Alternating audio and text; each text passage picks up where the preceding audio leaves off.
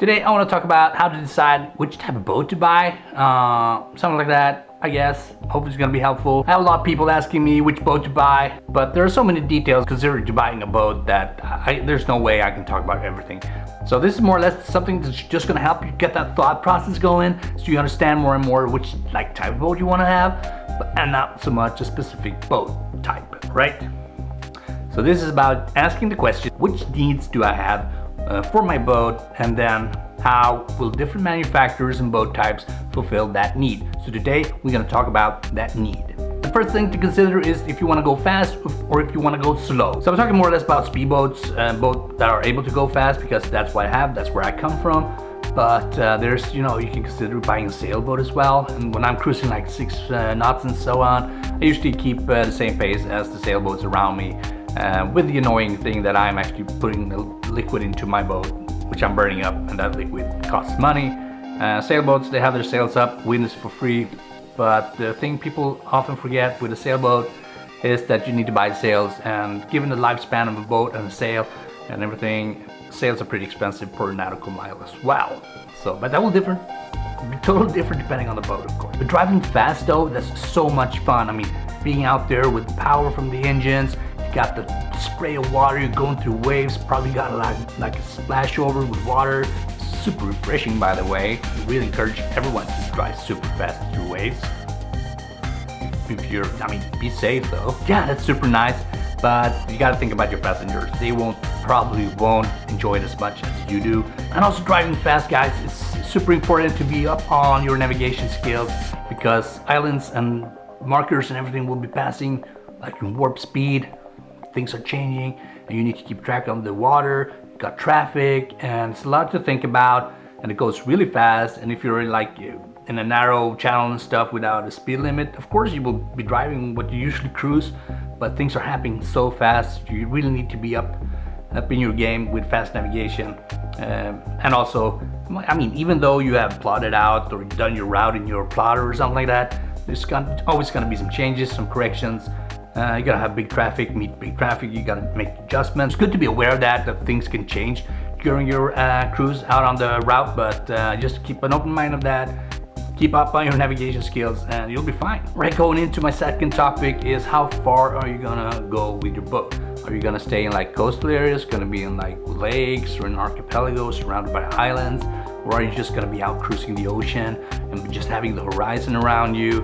And that's something also to consider when you decide on buying a boat, on which boat type you should buy. It's all about, how fast can you get to a sheltered area? How fast can you get help if something happens? How are you going to call for help if something happens?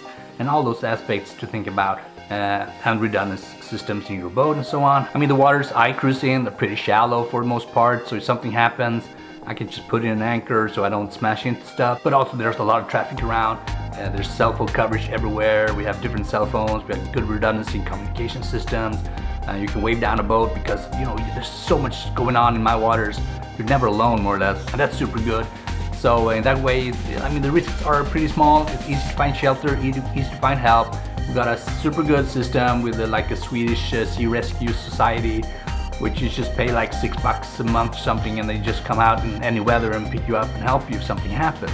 But that being said, guys, you need to keep your equipment maintained and in good operating status. We were actually cruising out far out in the archipelago. We had the horizon. We were at the last island before the ocean, and you would have the Baltics and Finland, and there were actually really small boats, open boats. Even one boat came rowing. They didn't even have a motor on it, and that was a 13-14 foot boat or something.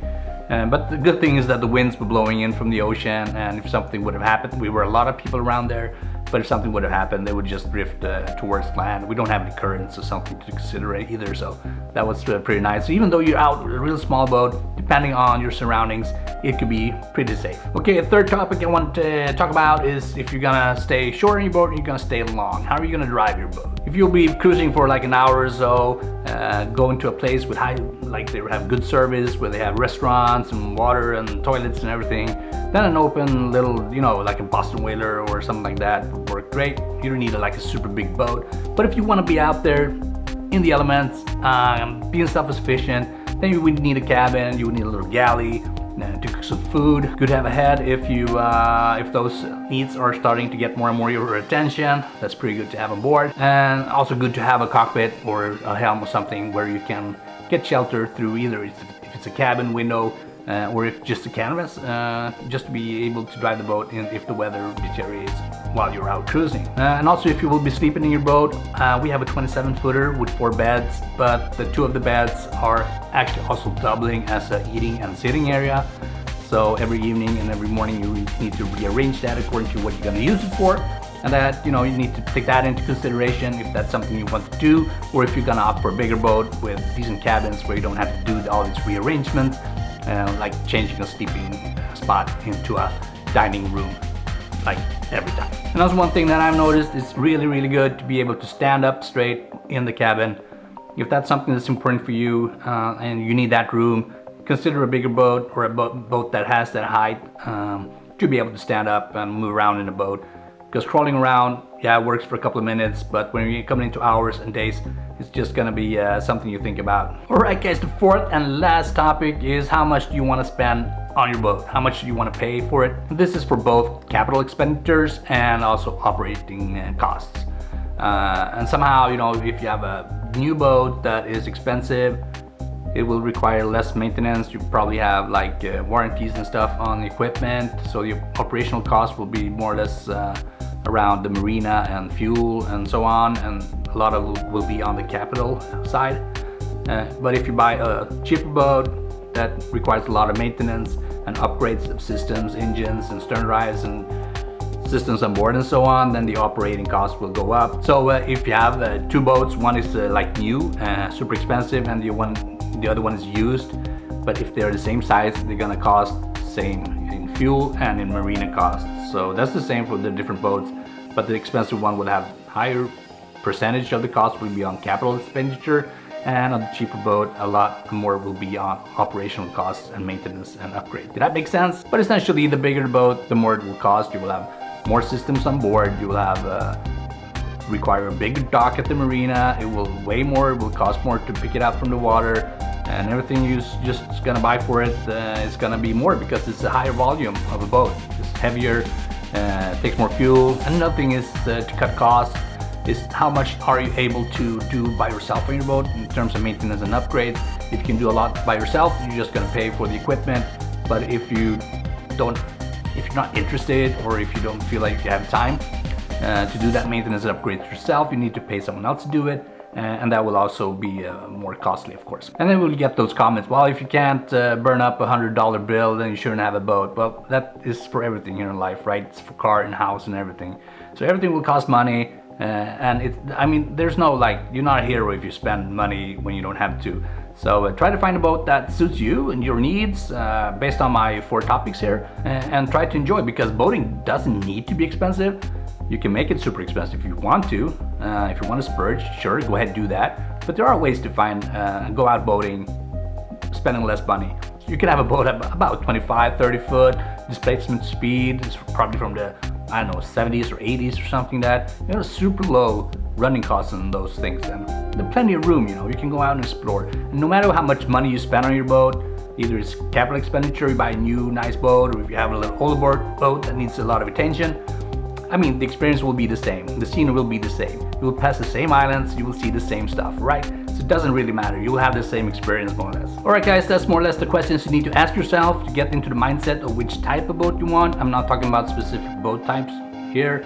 This is more like starting to ask those questions on what needs and desires you have for a boat, and then translate that and go out and actually look at ads. You can look at boat manufacturers, you can visit websites, you can visit trade shows for boats when that starts up again, to get an idea of how your needs and desires will be fulfilled by the market, more or less.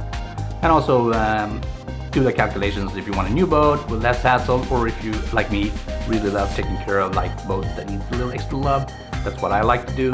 So that's what I usually do. I try to find a cheap boat that just gonna give me problems, but I like those problems. So that's me. But everyone is different, right? Yeah, so do that. Ask those questions. Try to find a boat and go out there, explore, learn, have a good time, meet wonderful people. Hopefully I will see you out there. Alright guys, that's it for this episode. Hope it was helpful for you guys to ask those questions. I'm not gonna tell you which boat to buy. It's all individual. Everyone has different needs. Yeah, take care. Have a good time. Please subscribe if you haven't, and hit the notifications so you don't miss out on future videos. And I'm gonna do more of them, more and more. Yeah, it's gonna be great. A lot of videos. Yeah, and also, I mean, let's wrap it up. Let's wrap it up. Yeah, that's out here. Okay, take care. Great to see you.